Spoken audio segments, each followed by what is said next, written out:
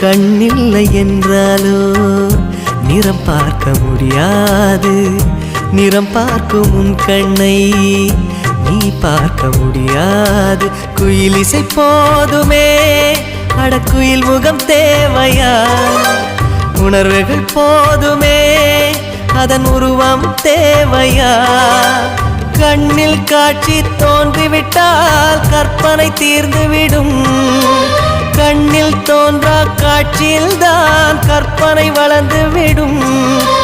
பாடல் போல தேடல் கூட ஒரு சுகமே. இசை பாடி வரும் இளம் காற்றுக்கு உருவமில்லை. காற்றலை இல்லை என்றால் ஒரு பாட்டொலி கேட்பதில்லை.